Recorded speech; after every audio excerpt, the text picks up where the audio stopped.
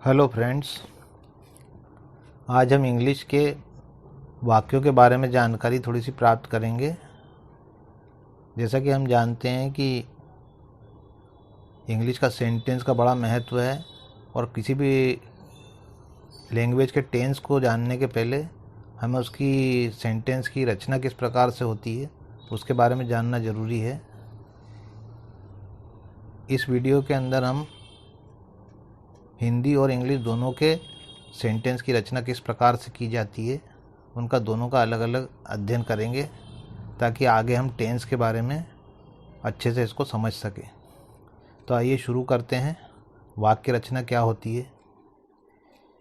जैसा कि हम देखते हैं कि किसी भी वाक्य की रचना 3 शब्दों से मिलकर होती है, जिसमें पहला होता है सब्जेक्ट, दूसरा होता है वर्ब और तीसरा होता है ऑब्जेक्ट। वैसे तो सब्जेक्ट के बहुत सारे मीनिंग होते हैं, जैसे कि सब्जेक्ट का मतलब विषय भी होता है, सब्जेक्ट का मतलब राजा की प्रजा भी होता है। लेकिन किसी वाक्य के अंदर किसी कार्य को करने वाला जो व्यक्ति होता है उसी को हम सब्जेक्ट कहते हैं। हिंदी में हम इसको कर्ता कहते हैं।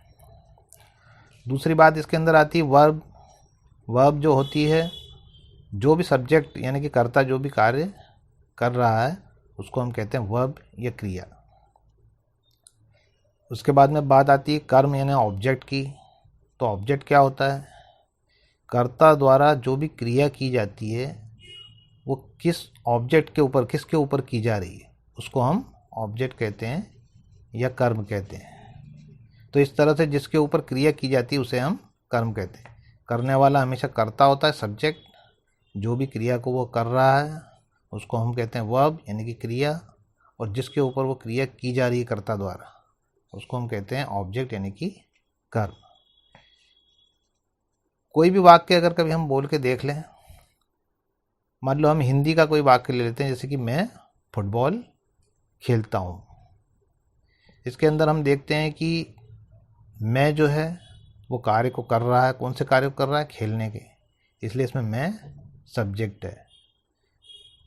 दूसरे स्थान पर इसमें जो है ऑब्जेक्ट रखा हुआ है यानी कि फुटबॉल, और अंत में रखा हुआ है खेलता हूँ।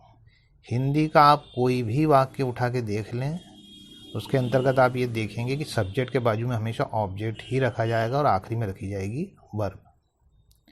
जैसे कि वह दरवाज़ा बंद करता है, तो सब्जेक्ट रखा पहले वह, उसके बाद में किसके ऊपर क्रिया कर रहा है? वो दरवाजे पे। दरवाज़ा सेकंड प्लेस पे रखा गया है, और फिर कौन सी क्रिया कर रहा है दरवाजे पे? बंद करने की, तो बंद करना आखिरी में।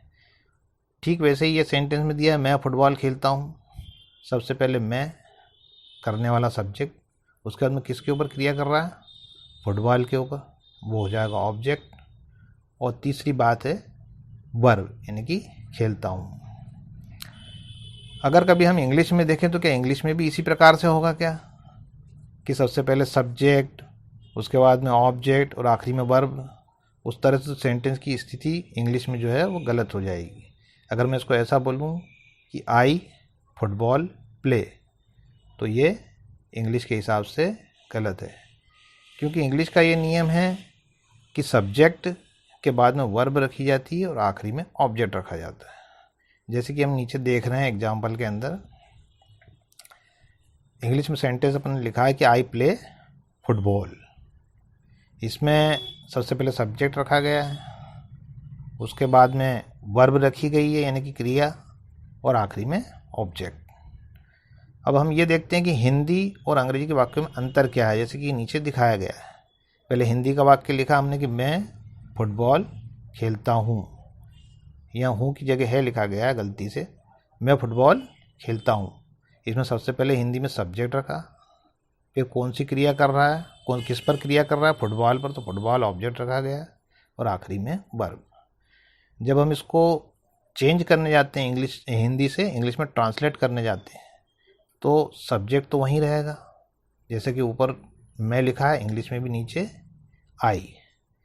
लेकिन सेकंड प्लेस के ऊपर जो है वहाँ पर ऑब्जेक्ट नहीं रखते हुए वर्ब की फर्स्ट फॉर्म यानी वर्ब रख दी गई है, और आखिरी में ऑब्जेक्ट को शिफ्ट कर दिया गया है। तो इस तरह से जो है हिंदी और इंग्लिश के स्ट्रक्चर के बीच में क्या अंतर होता है ये जानना बहुत ज़रूरी है। ये बात क्लियर हो गई। इसके बाद में जैसे कि हम जानते हैं कि वर्ब यानी कि क्रिया के अलावा हेल्पिंग वर्ब भी यूज़ में आती है। यदि हम देखें तो इंग्लिश की हेल्पिंग वर्ब आप लोगों को मालूम है is, am, are, was, were, ये इंग्लिश की हेल्पिंग वर्ब होती है। लेकिन हिंदी की हेल्पिंग वर्ब जो है वो भी है, जैसे कि प्रेजेंट टेंस के अंदर है, हो, हूँ, पास्ट टेंस के अंदर था, थे, थी, और फ्यूचर टेंस के अंदर गा, गेगी। हिंदी में हेल्पिंग वर्ब का स्थान हमेशा आखिरी में आता है। जैसे कि हम ये नीचे वाक्य देख रहे हैं, मैं फुटबॉल खेल रहा हूँ। वाक्य को हमने थोड़ा सा चेंज कर दिया है, मैं फुटबॉल खेलता हूँ की जगह मैं फुटबॉल खेल रहा हूँ।